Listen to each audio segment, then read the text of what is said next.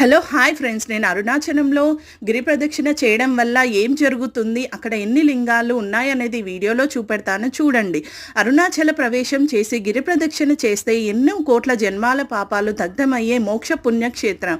First అష్టలింగాల్లో Indralingam పూజించడం వల్ల దీర్ఘాయుషు మరియు శ్రేయస్సుతో జీవించవచ్చు. సెకండ్ అగ్నిలింగం జీవితంలో ఎన్నో సవాళ్లు ఎదురైనా వాటిని ఎదుర్కొనే శక్తి దొరుకుతుంది. యమలింగం దీర్ఘాయుషు అలాగే ఆర్థిక ఇబ్బందులు తొలగుతాయి. నైరుతి లింగం ప్రతికూల శక్తుల చిరు ప్రభావాల నుండి బయటపడవచ్చు.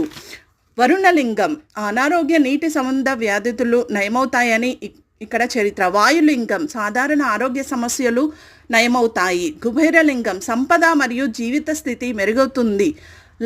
ఆఖరి లింగం ఈశాన్యలింగం పూజించడం వల్ల ఆనందంగా ఉండవచ్చు, మానసిక బాధలు తొలగుతాయి.